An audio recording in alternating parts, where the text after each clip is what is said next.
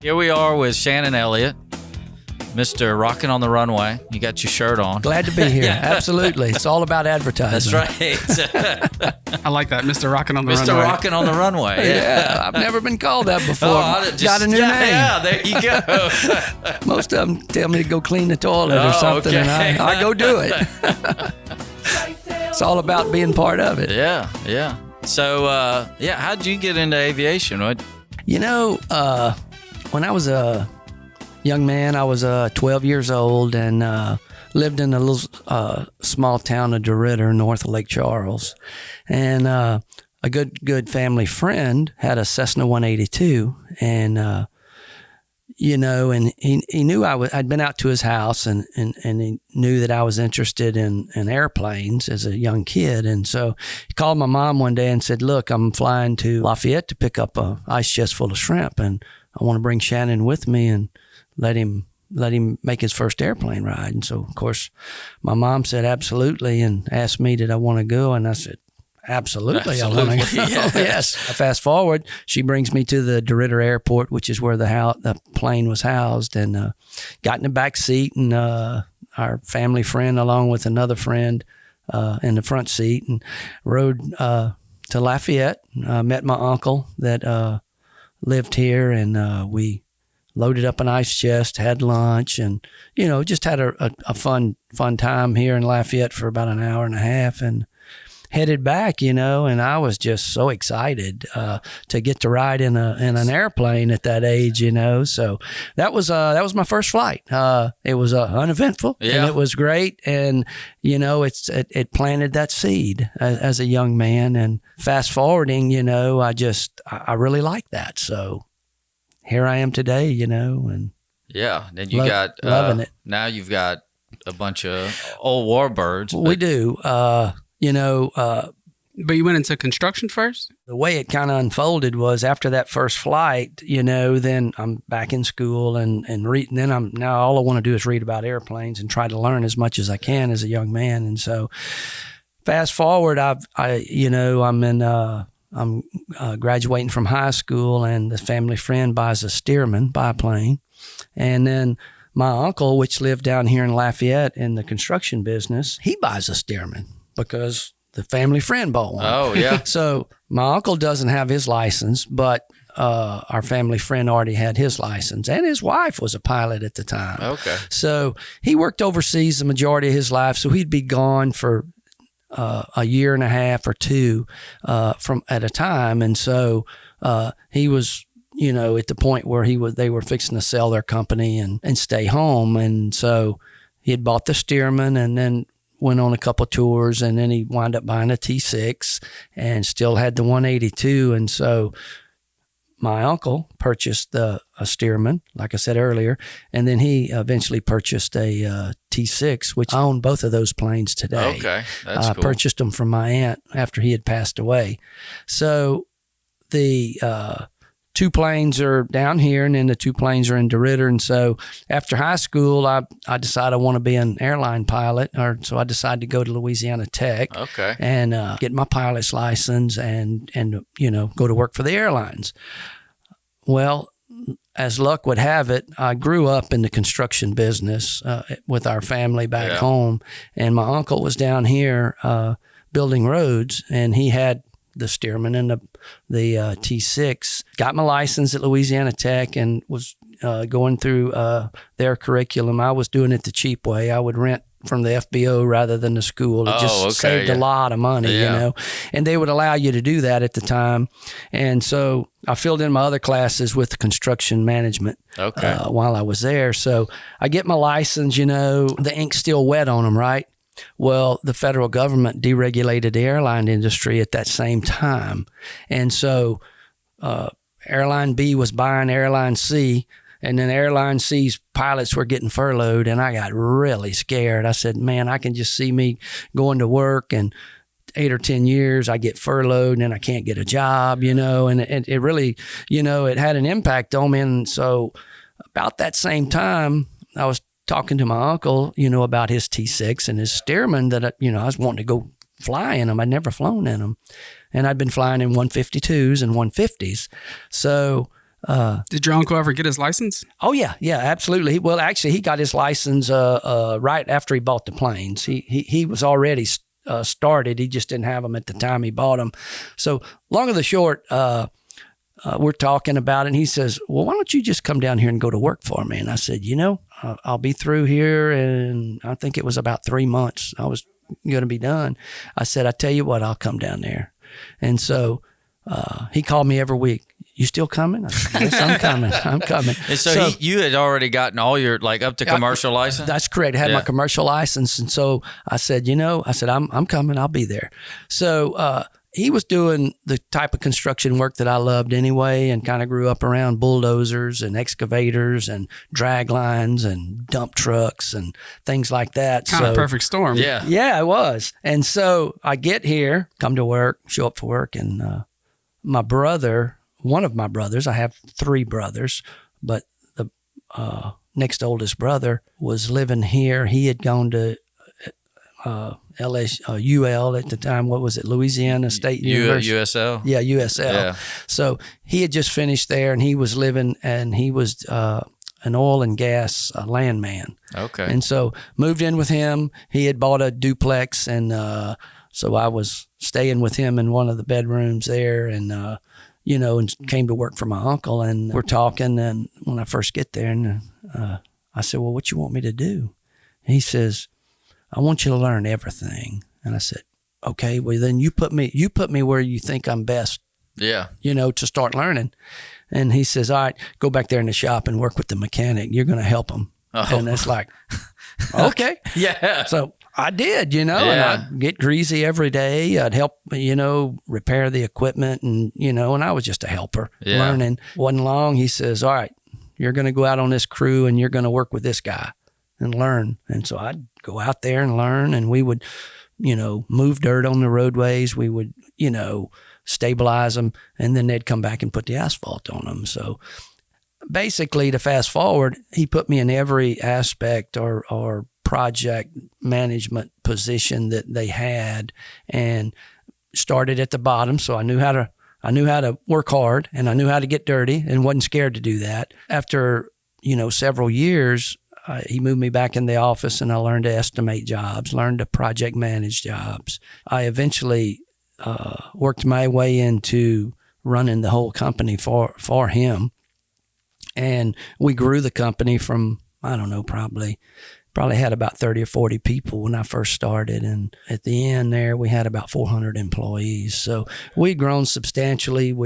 At the time when I first started, he owned one little bitty asphalt plant, and we'd grown that to 2 major asphalt plants, one in Lafayette, one in New Iberia, and 2 concrete plants, both in Lafayette market. So that just allowed us to pick up larger jobs and grow the company. And at the same time, had the opportunity to go fly a Stearman and a T6. So got checked out in the Stearman, got checked out in the T6. And so on weekends, we'd fly back up to DeRidder to where our family friend lived, and he had a grass strip at his house. Okay. And it's like, man, I'm really liking this. Yeah, that's cool. Yeah. It's pretty cool to get to land at your house and park the airplanes and go eat lunch and go back out to the hangar and piddle with the airplanes, go fly around. Kind of fast forwarding. So my uncle and the family friend decided to buy another Stearman so that I could fly. So we could all 3 have an airplane. So they had a Stearman built up out of surplus parts that they had acquired over time from the time they first bought the Stearman up until now, which was probably 5 or 6 years. So they had it built. It was just a pristine airplane, and neither one of them ever flew. They flew it one time right after they took delivery of it. Yeah, and then they said, okay, don't you scratch it. You know? Boy, and I was really nervous. But so now we have 3 Stearmans, right? So it's all 3 of us. So on weekends, we would go to air shows or to fly-ins, with the Stearmans. And so we were getting really good and feeling good about ourselves. And so one Saturday, my uncle and I, we both flew up Saturday morning to meet the family friend in DeRidder, and he had 3 books sitting on the table. And they were aerobatic books designed, maneuvers for a steerman with all your speeds. Very, very, these old books, they did a really good job of detailing how to do a maneuver, So I'm the youngest, right? There, and they said, all right. And so we all had nicknames, all right? So our family friend was Swamp, S-W-A-M-P. Yeah. And then my uncle was named Lightning, like a lightning rod, right? Yeah. And so they named me Flash. Flash? Swamp, Lightning, and Flash. Yeah. And so consequently, my son Ryan is Spark. Oh, okay. So we all have, in the aviation business, we all had our nicknames, So the 3 books are sitting on the desk. He says, we're going to learn aerobatics, boys. And I said, okay. Yeah. I was excited. Yeah, that sounds cool. And I said, okay. So we all read the book and we talked about it. And so they said, all right, well, we're going to go practice. So, all right. So Shannon, you bring the book and you're going to read the maneuver to us in the air. And then I'm going to try it. And then Gerald's going to try it. And then you sit on the book and then you try it. Yeah. So, fast forward, boy, we take off and we go up and we say, well, let's try a loop. That seems to be the easiest, So we did that, and we would dive down, followed the book, and we'd get right about here, and we'd stall out and just fall out, And so we'd recover, and we were about 3,500 feet. We were up there pretty high, So we had plenty of room to recover. Yeah. So we finally mastered that, and then we decided to practice the snap roll to the left. So we all went up. I read it to them. They tried it and they did pretty good, and so it was time for me and I did mine. And so, then we'd go out and we'd just hang around, flying around and practice these maneuvers. And so, boy, I was feeling really good a few weeks later. And so I told them, I said, y'all watch this. I'm going to show you how to snap it. I said, and this is going to be perfect. All right, well, we're watching. So, boy, I dive down, pull it up, unload the wings, and I pull the stick back, kick in the left rudder, and I snap it just as pretty, but it wasn't one. It was like 2.5 snaps before I came out. Oh. And the radio got silent. And so Swamp, the family friend, says, Flash, now just what was that? I said, I don't really know. So made up your own maneuver. Yeah. It was a new maneuver, but anyway, that's how we first learned how to do aerobatics and the steerman. Those were just great days. It sounds like it was. We'd go places, and then we'd go to the National Steerman Fly-In in Galesburg, Illinois every year, and we competed up there. We won numerous awards on formation flying. I did aerobatic competition. I won that. And we just had some great times, the 3 of us, flying together. So y'all kept the planes here in Lafayette, right? I mean, that's where. Well, the 2 Steermans that my uncle owned and then my uncle and his best friend owned, we kept them here in the T hangars in Lafayette. And then, of course, he kept his at his strip in DeRidder. Yeah. So you never just followed the construction path, didn't go into. Yeah, I had lots of friends that worked for Delta and American that said, look, just fill out this application. We're going to go hand deliver it, and we'll get you an interview, and you'll pass the interview because they're going to ask us about your character. And, and that's how it was back in the day. That's how people got hired. Yeah. So, and I just, I married my wife in 85, and I was talking to her about it, and I said, as bad as I want to do it, I'm scared. Yeah. And so I was comfortable in the construction business.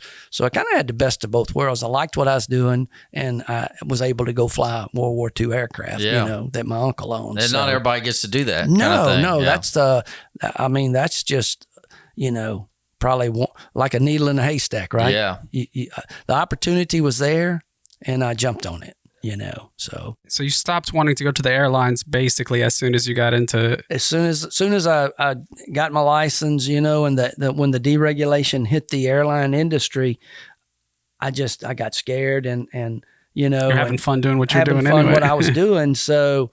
And it afforded me some other opportunities, along down the road of life, So, if I had it to do over again, I wouldn't change a thing. But there was a lot of times, in the construction business when, things aren't going well, the weather's bad, and you're wondering, man, if I was flying, it really wouldn't matter. I'd still be getting paid or whatever, but I wouldn't change the path I made, but, there were times that I sure wished I would have pursued the airline industry. To kind of fill that gap, I had my commercial license, went on and got my ATP, and I was flying commercially on weekends, and sometimes at night I'd go fly apart to Midland, Texas in a twin and fly back, fly all night, and then go to work the next day, So I did a lot of that commercial flying, just as a hired gun. Just like a contract. Just like a contract pilot. Yeah.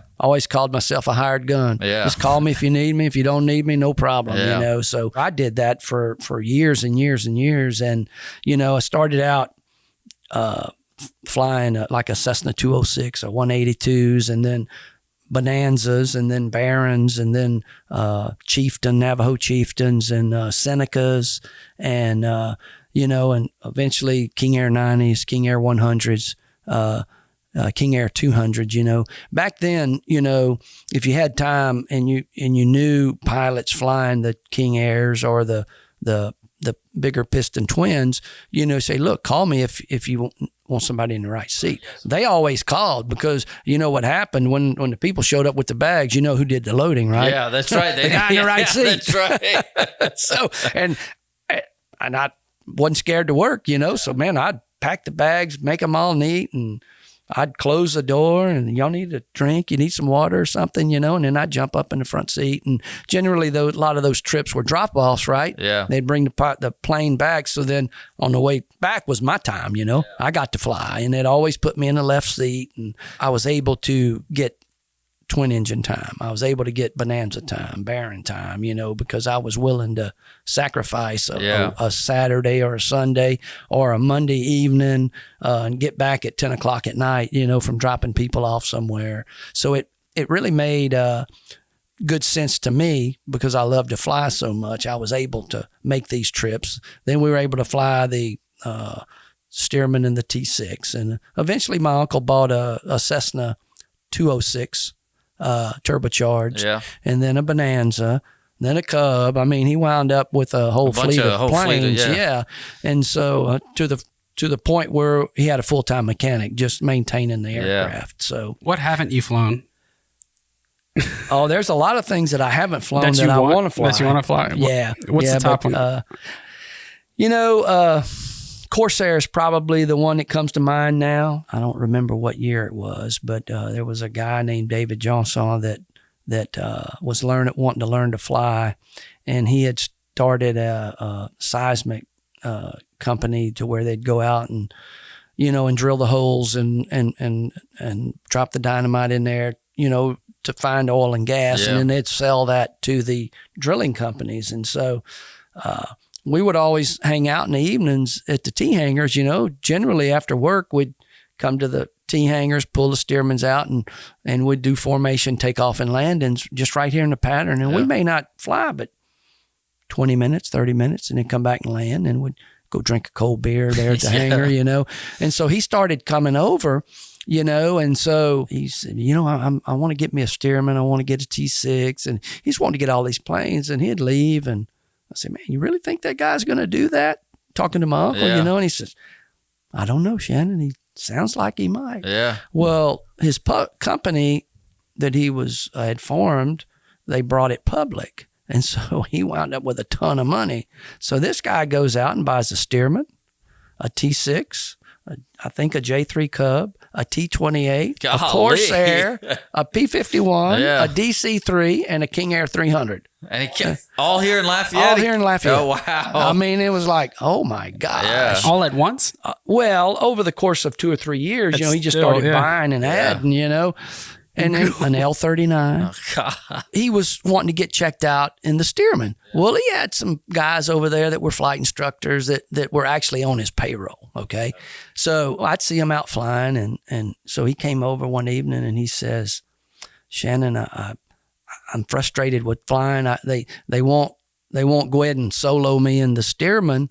And he said, man, I got to do something different. And he says, would you fly with me? And I said, are you insured in that plane as a PIC? He said, yes, I am.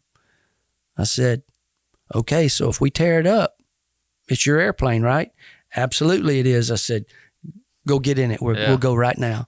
So we did. We briefed, and I told him what I was looking for and what, what he should do as far as takeoff and landing and where to look and, and how to control the aircraft. And I mean, he was doing great in the air. It's just I really think that his instructors were scared that if they tore the plane up, they were going to get fired. Yeah. And so I made it clear right up front. I said, I don't work for you. Yeah. So if we tear it up, it's all your It's baby. all you. And I said, I just want you understand that, right? Oh, yes, I do. Don't worry about that. I'm good. He and I and the steerman is a really nice steerman, obviously, because he was buying the nicest of the nice. And so good intercom, good radios. So I said, just tell him you're going to remain in the pattern. We had a crosswind that day, and it was a light crosswind, kind of from the south. And so I got on the east-west runway intentionally. Yeah. I said, let's make it hard as we can because anybody can go fly when there's no wind, right? So put him through that. He went all over the runway, and I had to correct him a little bit and got it off, got it around. We landed. He had a lot of trouble landing, and so talked him through it, worked with him on the controls, and so after about the third one, he said, I'm getting tired. I said, oh, no, we're not stopping until you got this, Yeah. So it was about on the 12th landing, it clicked, But in between, we were about to roll the tire off the rim because I was letting him go that far, I was to the point where I was, man, I don't think I should let him go quite that far. But, what was happening is the instructors before me were all stopping it before he had time to even get on it and see what the problem was. Yeah. They were seeing it before him. And so finally, after about that, I think it was about the 12th or 13th, 14th one, it clicked. And we made a couple rounds.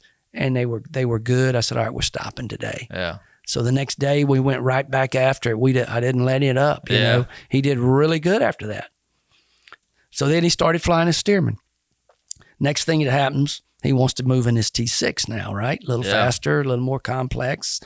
Got a constant speed prop, a lot more horsepower, going from 220 horses to 600 horses. Oh, wow. Yeah. That's a big jump. That's a big jump. Yeah. So he comes over one evening, same story. Shannon, they just, I don't know why I can't get to T6. And so same story again. I said, okay, are you insured in that plane? Yeah. If we tear it up, you okay with that? Yeah. Yep. I said, all right, now I'm going to let you go pretty far. And I should be able to get it back. I said, but I want you to do like you did in the steerman. Yeah. Focus on it. Stay straight. Don't ever get crooked. If you get crooked, straighten it immediately, And so we did. We took off and stayed in the pattern. First 2 or 3, we were about to roll the tire off the rim. It was bad. I'm telling you. We were from one side of the runway to the other, and the tires were squealing, And we'd come back, and my uncle say, boy, you let him go far today, didn't you? I said, yeah, I did. I said, he's just not getting it yet. And so next day we went back and it clicked, just like the steerman. And he was really good stick pilot, It's just, he needed somebody, in my opinion, let him go far enough to where he could realize that he had screwed up and then try to get it fixed. And so we made it through that. No, we didn't tear up any airplanes. We didn't scratch any airplanes. We didn't blow out any tires. So came close. That's kind of my story there with him. And so long and the short, he buys this Corsair, and he buys a P-51, and then buys an L-39 and the DC-3. And so he comes over, he said, look, I want you to start flying that P-51 for me, taking it to some shows. I said, I can do that. He says, all right, I'm going to get you checked out. That's the end of the story, right? Yeah. So just so happens, a good friend of mine that was in the steerman aircraft business, not in the business, but he was a doctor, but bought a steerman that we'd met years ago, and we helped him find his first steerman. He comes over to train me in the P-51. So the good news about the P-51 that David had bought was a P-51D model, and they called it a TF, which was a trainer version. Yeah. Had full dual controls in the back and the front. Oh, okay. So the pilot candidate would be up front and the instructor would be in the back, but he had exactly the same thing you had up front. So anyway, we get in it. I get checked out, and I start flying it, and boy, I'm just enjoying life, right? Yeah. So he comes over, another day and says, look, I want to go ahead and get you checked out in the Corsair. And I said, David, you got too many guys hanging around there. You got all these guys that work for you, and they're all, wanting to fly things. And I said, I'm good with the P-51. I said, let some of them other boys fly it, I said, I'm happy with where I'm at. And I'm not wanting to be in charge of anything. I just love to fly. So that's the one thing I regret. Oh, you wish you would have done at least Absolutely, the training. at least the training on it. But anyway, that's there's places to get it now, and eventually I may do that. You have a P-51, right? I do. I've got two partners in it. We purchased it about a year ago. It was from Alabama, and it's named the Alabama Rammer Jammer. You can look it up. It's got a great history behind it. Always wanted one, just never could afford one. Yeah. And so, we had Stearmans. We had the T6. We've got, I have a L19 Bird Dog, and I have a Baron, and, and it's like, my wife says, when's enough? And I said, anyway, the guys that owned it were two brothers, and both of them were both flying for the aerobatic team. And one of them had an accident at home playing with his kids. And you remember you used to buy the chin-up bars that you could put between the door frames and tighten them up? He was playing with his kids with one of those, if I remember correctly. And so he's going to do a little spin over, with his kids. And it broke loose from the door frame, and he fell, and it paralyzed him. Oh, man. Oh, wow. Yeah, it's heartbreaking. Yeah. Paralyzed him, so obviously he couldn't fly anymore. Yeah. He's in a wheelchair. He can get around, and he's just as smart as a whip when it comes to aviation and old planes. And so this plane had been in their family since the 70s. Their dad owned it. They have a ranch in northeast Alabama, I believe, and one of them accidentally geared it up there. Oh. And so it sat for a long, long time, and they eventually rebuilt it, got it back in the air, new engine and a whole new fuselage, and made all the repairs to it.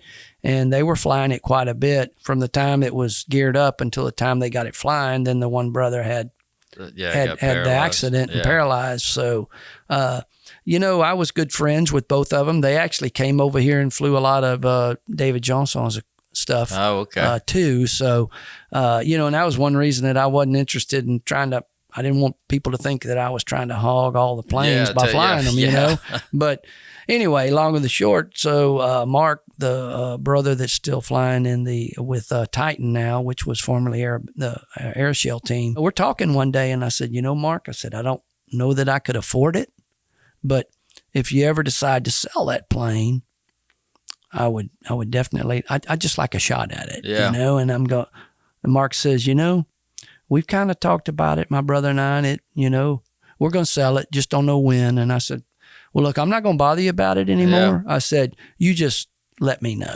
Brian Reagan, that's one of the pilots, he keeps his plane in my hangar now. And so I told Brian, that I'd mentioned to him that I'd like a shot at buying it. Don't know that I could pull it off, but I'd like the opportunity. So they're at an air show last year, about a year and a half ago, and Mark mentions to them, said, look, talk to my brother, and we've decided we're going to go ahead and sell the Mustang. It's just time. And, they're all talking. And so Brian calls me on the phone. He says, hey, you need to call Mark. They're ready to sell a Mustang.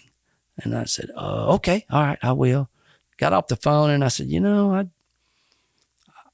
I just couldn't figure out a way to where, to me, it felt right that you're going to call a guy and say, hey, heard you selling your Mustang. Are you still interested in selling it to me, Yeah. So I thought about it for a day. And so Steve Gustafson, which is in the team, he's from Tallulah, Louisiana, and a good friend of mine. I called Steve and I said, Steve, I hear, Mark's ready Mark and Alan ready to sell it? And he says, yeah, they are.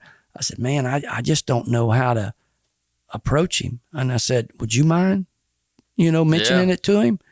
Hey, Shannon's still interested, or whatever. He said, why, hell yeah, I will. So he did. And so Steve called me back. He said, Mark's going to call you. I said, okay. So this was like a Saturday, and they're at the air show. So I'm going, wonder when he's going to call. So Sunday morning he calls about 10 o'clock, and we talked for like 2 hours, and basically said, yeah, Shannon, we've decided to sell it. I said, okay. I said, well, do you have a price on it? He said, no, let me see what the market's doing. I've got some maintenance to do to it before I sell it. And I said, okay. I said, I'm not going to bother you. You call me whenever you figure out what you want. I hadn't even talked to my wife about this, but she knew my passion for airplanes. And so I'm sitting at home. So she wasn't going to be surprised. Well, she was going to be surprised at what they cost. But she knew. But anyway, my wife's a great lady, and she puts up with a lot with me. But anyway, Mark says, I'll call you back. So it was about 4 or 5 days he called, and he said, okay, Shannon, this is what I want. Not a penny more, not a penny less. I've got some maintenance to do. I'm going to pay for all the maintenance. I'm going to have it annual. It'll be ready to go. And I said, okay. He says, well, you want to call me back and, after you think about it and let me know what you want to do before I do anything else. And I said, I'll take it. He said, okay. All right. Okay. And so I said, well, how you want me to pay you for it? You want me to wire you the money? Well, let's talk about this. We'll figure it out. Yeah. He was less ready than you were. Yeah. I think it was a shock to him that I said, okay, I'll take it. Yeah. And I think it was definitely a shock to me that I said that. Yeah. But it was an opportunity that I felt like I couldn't pass up. So here I am. Hadn't talked to my wife about it. I've agreed to a lot of money. Yeah. And I know that it's not cheap to own and operate one. The insurance is just astronomical when you insure them, and you insure the whole value, which you've got to. So he made me a very good deal on it. Yeah. And the reason that I think that I was kind of offered that is because he knew that we were going to fly it. We weren't going to put it in a museum. Yeah. We're going to go show the people and let people get in it and take a look at it and sit in it and take pictures, bring it to air shows and put it on display. Yeah. So the next evening, I'm sitting there, worked on my airplane, and a good friend, Lex Thistlewaite, from originally grew up in Opelousas. His dad was in the spraying business. Okay. Stardusters in Washington, Louisiana. So he had spent his whole career chasing bad guys all over the world, working for the CIA, and he had retired just recently and moved back to Sunset. And so we met up, and so he started hanging out with us, and he says, that he wants to do what I did. He wants to find some land and build a strip. And he just never could find what he wanted. So eventually we built him a hangar in Opelousas. So he shows up in the evening. We're going to drink a couple beers, at the hangar. And so we're sitting there, and I said, Lex, I think I bought a P-51 yesterday. He says, do what? And I told him the story, who it was and what it was. And he said, I wouldn't have a problem partnering up with you on that. Ooh. And I said, you serious? He said, yeah. I said, okay. Yeah. I'll do that. That works. And Mr. Okay over here. Yeah. Well, and his love for aviation is like mine. He likes old things. He had a Waco. He had a Stearman. He's got a J5 Cub now. He's got a Legacy. He's got the one and only Lionheart that's flying, which looks like a remake of a Staggerwing out of composite material. Wow. And it's beautiful. Now he's redoing the radio package in it, so it's out of commission. It's got a round engine on it, a 450 Pratt & Whitney. Yeah. So pretty cool airplane. But at any rate, so we go home. Next evening, I'm sitting there, and my buddy, Brother Bell from Morganza, Louisiana, he's in the ag business. He flies over, and we were just shooting the breeze, talking, and I told him the same story. I said, I believe I bought a P-51 Sunday or Saturday, whatever day it was, and he got that funny look on his face, and he says, "Man, I'd partner up with you on that." I said, "Well, there's a problem." I said, "Lex said the same thing yesterday, and I agreed to it." Yeah. I said, "Now, I don't mind letting you in, but I got to go see if Lex is okay with it." He said, "Well, if he's okay with it, I'm okay with it. I'll partner up with you." I said, "Okay, 3's the limit, guys." Yeah. I said, "That's it." So fast forward, obviously Lex didn't have a problem with it. Yeah. So the 3 of us bought it. And then you told your wife? Yeah, when'd you tell your wife? She still doesn't know. I was waiting for that part. I want to hear about that part. Well, honestly, I don't really remember. But anyway, I softened the blow. I said, "Look, honey," I said, I believe I bought a P-51, and her eyes got big. I said, "But we got 3 partners. Not just We got 3 partners. At least you got some partners in. Yeah. It's not just you." But Yeah. anyway, it was a shock to her, obviously, that it because you talk about things in passing. Man, I'd love to own one, and and she says, "Well, sky's the limit. You just got to be able to afford it, right?" Yeah. So anyway, we've had the plane for a year. We've taken it to some air shows. Actually, they paid us to bring it to a few air shows, and we've taken it on a couple of tours with Rise Above, where they have the red tail P-51, and it had maintenance issues, and so we filled in for them. So we were able to make a little money with it, to help dampen the insurance blow, Yeah, and there you go. owning and operating costs. So yeah, it's been fun. Yeah. We look forward to many years of that. It's a very fascinating plane. Let's just go back to the grass strip. You got a grass strip and Got a grass strip at my house. Yeah. How long is that? Have you had that? I built the strip before I built my house. Oh, wow. Yeah. Talk about someone who likes aviation. Yeah. That's right. So what happened, when I was a young man, working for my uncle, at the time, when it was raining on weekends, my wife and I would drive around, and we lived in Lafayette, and my wife built houses in Lafayette. She was a contractor. And, so on weekends we would ride around, and we'd come up around Sunset, Grand Coteau, and I always told my wife, I said, one day we're gonna live up here. Yeah. And she kind of laughed. She said, "I don't think we'll ever be able to afford that," And so I would go ride around on weekends, and then look for land that was suitable to build a runway on. I thought, well, if I go buy the land, I can build me a runway, I can build a hangar, and I can eventually move, build a house. Yeah. So obviously 20 plus years pass, and I'm talking to everybody and buddies of mine, and I said, "Look, if you ever find some land that you think might would work, just call me." So then Google comes out, right? Mm-hmm. Man, you can go to these maps. You don't have to drive around anymore. Yeah. I would just Google Map. I would spend hours just searching on the map, all over, around Lafayette, looking for land, and I found a few tracts of land that I thought would work, and then you go drive out there and it had a power line or something in the way. So anyway, moving forward, a contractor friend of mine that I knew real well, and I told him what I was looking for, he calls me, he said, "Hey, I found your land." I said, "Really?" And so he told me where it was at. I said, "Well, I've looked in that area. I don't remember seeing anything." So he says, "Come meet me." So he meet him out there and told me where to go. And I went, and I started looking, and there's one house, 2 houses actually, and the road that comes in lined with oak trees, right? And so I started looking, and I said, "Man, there's got potential here." Yeah. So we go ride around the property, and the landowner shows up, and so fast forward.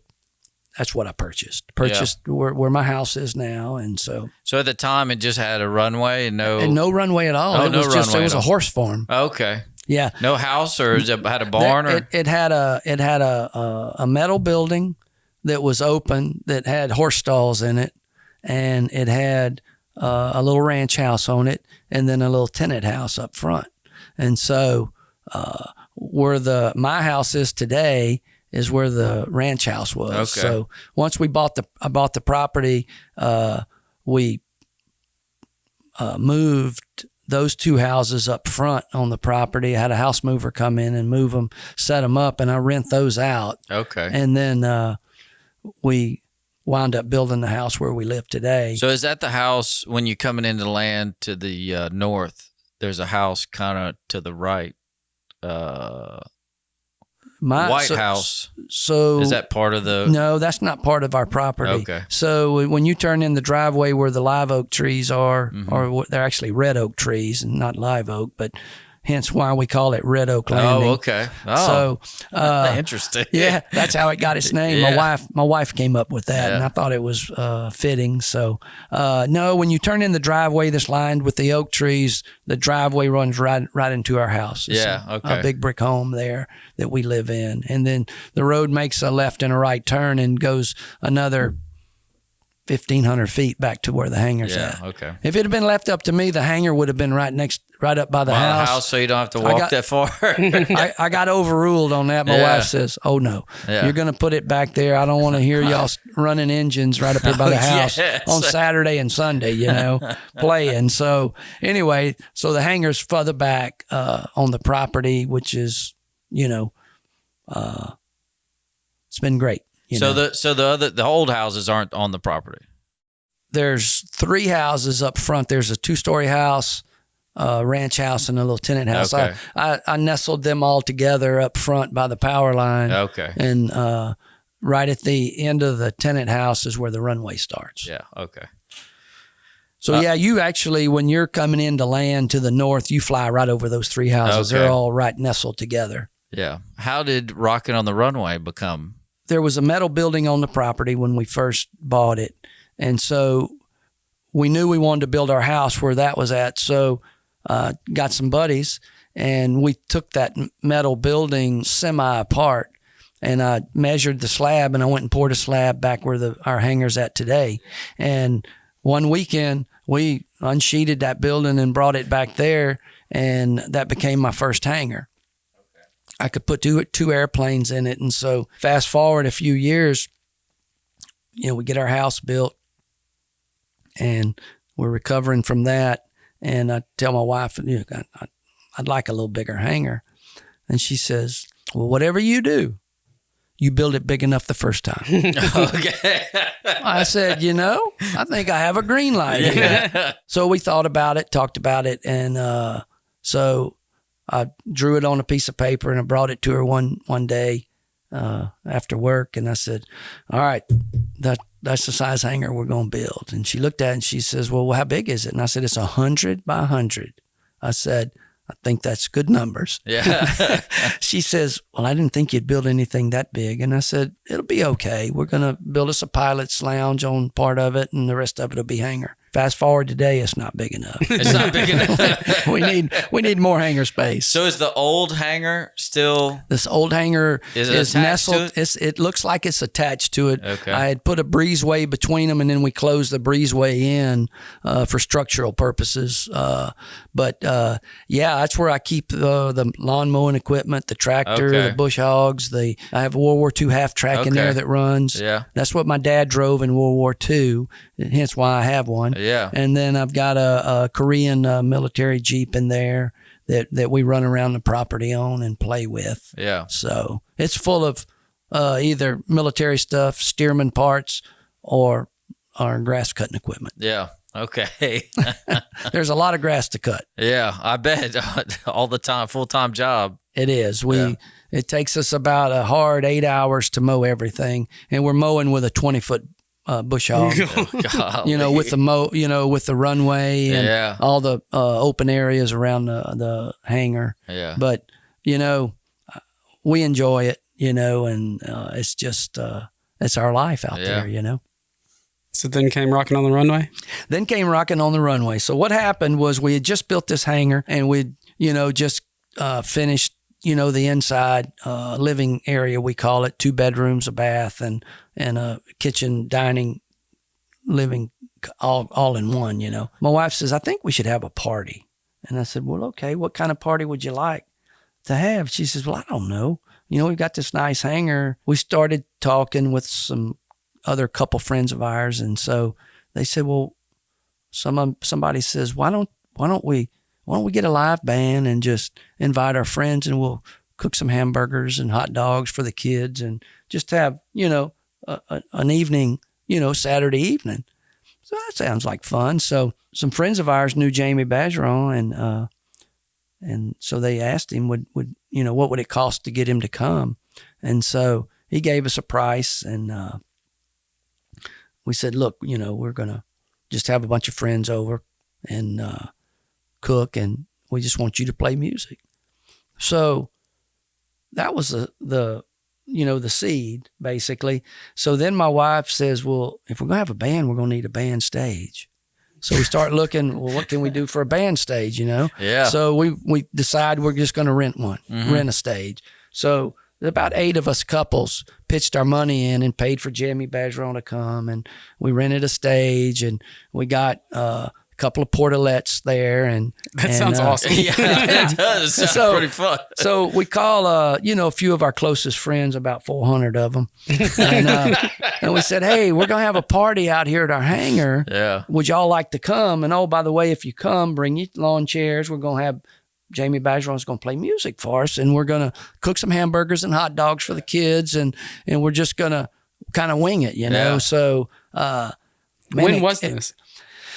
This would have been, so we just finished our 6th year, so that would have been 6 years ago. Okay. So about it was the 2019. very first, it wasn't a Rockin' on the Runway Right. then, it was just a party. Yeah. And so while we're setting up, I said, why don't we put a donation? I didn't say this. I think my wife or my daughter-in-law said, why don't you put a donation jar up, and we'll see if we can get some donations for St. Mary's. And I said, I like that idea. So called a good friend of mine, Blaine Pridgeon, that runs Fine Lines for Service Chevrolet. And I said, we want to have a donation jar. And I said, but I'm going to think bigger than that. I said, you got an empty 55-gallon drum over there? And he says, I absolutely do. He said, it's clean inside. The spray bed liner stuff that comes in that, it's got a plastic liner. So you just pull the liner out and the drum is beautiful inside. And he said, I've got a nice lid for it. I said, you think you could put us a little sticker on there? If you're having a good time, donate to St. Mary's. Yeah.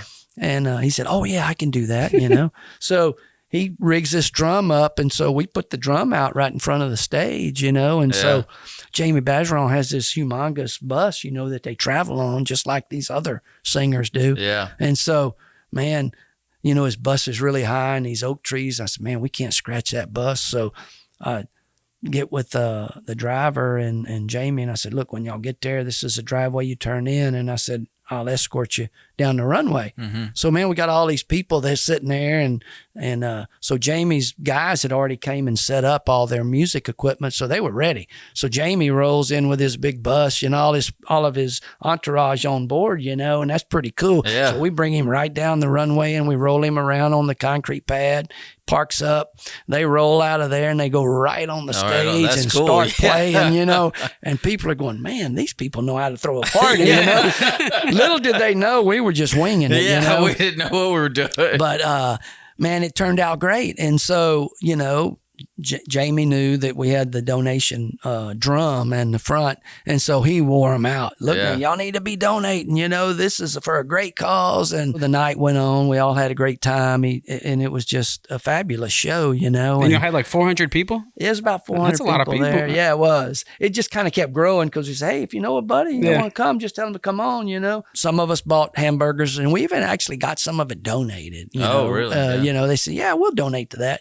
Or people say, man, do I need to bring something? Yeah, bring about 20 things, buns, packages of buns. Yeah. Oh, yeah, I can do that. That's no problem. So we kind of doled out everything to everybody, and it all came together, and so the next morning, we were getting up, and I said, well, let's go clean up the mess. Well, we get back to the hangar, and there's really no mess. Everybody picked up after. Everybody picked up behind themselves. And That's I looked awesome. at my wife, and I said, can you believe this? I said, I expected us to have all kind of trash laying around. And so, anyway, we start cleaning up, and putting up our chairs and, just tidying up the hangar, and I said, well, I wonder how we did on our donation jar, and my wife says, well, I have no idea. And I said, well, let's walk over there to the drum, pull the big lid off the drum, and there's, a lot of money down in there, and so we just dump it out on the floor. And so my wife, we start lining the bills up and blah, blah, blah. And so I said, here, you go count it. I'm going to keep cleaning up. She comes back out. She said, you know how much money was in that drum? I said, don't have a clue. It's about $7,500. Oh, wow. I looked at my wife and I said, we may be onto something here, And so that's, again, that seed was watered, right? Yeah. It started growing. And so I told my wife, I said, you know what I think we should do? I said, I think we should do an air show for St. Mary's and all the proceeds go there. She says, that's a really good idea. I said, although all the air shows around Lafayette have flopped, they've never made any money. I said, but well, let's try it. Yeah. Let's see. She says, well, who are you going to get? And I said, well, I don't really know yet. I hadn't thought that far in advance, And so I thought about it a couple of days, and I came in from work and I said, got it figured out. I said, we're going to hire the air show team to come. She says, oh my God, how much is that going to cost us? I don't have a clue. I said, but we'll do just a Saturday show with them, and we're going to see how it goes. And so I know all the guys, right? Yeah. So I called them and I said, look, it's a one-day show. I know it's going to tie you up for the whole weekend. It's not like you can go do a show somewhere else. Yeah. I said, so just tell me what it's going to cost. So they did, and I had a hard time swallowing after I found out what it cost for those guys, And so I went, talked to my wife, and I said, if we just, can sell some tickets, I said, I think we're going to make some money. So fast forward, so now we're on their schedule. We're putting this together. We're flying by the seat of our pants. We don't really know what we're doing. We just know what we want the outcome to look like. Yeah. So, it's a family affair. It's, me, my wife, my brothers, my son and his wife and her family. And so we all start talking and collaborating, and coming up with different ideas, and it works out great, Yeah. And then COVID hits, right? Yeah. After that. So, anyway, Rockin' on the Runway was a success the first year. And, so, I told my wife and my daughter-in-law, my daughter-in-law is the brains behind this. Yeah, organizes it. Taylor organizes everything. And if somebody asks me, they want, hey, you want me to do this? I said, go talk to Taylor. Yeah. Because she understands the mechanics and what it takes to put the right people in the right place. Yeah. I'm just the gopher guy. Hey, tell me what you need me to do. Well, you need to go call your people that you deal with and try to get some sponsorships, And so I do that, which really works out great, because we've got a lot of good friends and they're willing to help support us. But Taylor is the brains behind it, the mechanics of it. And it's just amazing what they come up with. And then, they say, well, look, we want to run this by you. And I said, hey, whatever y'all, I'm good with it, I said, I'll help you line up the acts, that we have coming. And so what I originally told my wife, when I told her, she said, well, man, that's a lot of money. And I said, I've learned through life that start at the top. Yeah. If you have really good acts, people are going to come. Yeah. If you have, just a little mom and pop and one or two acts, that people might not want to come back.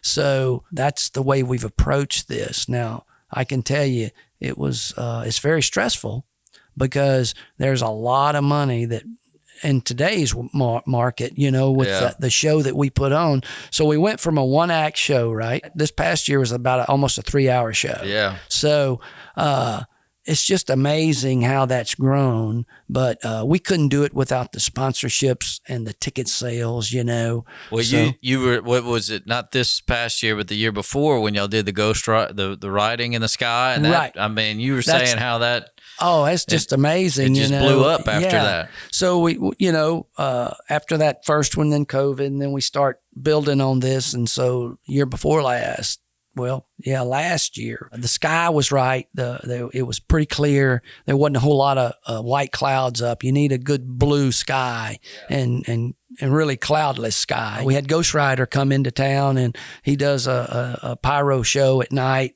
with the pyro on his wings of his aircraft. Just an awesome show. And then we had some other acts, obviously, as well. But so he shows up and he says, look, I can go skywrite, for you. And I said, okay, this is where I want you to go, and this is what I want you to put in the sky.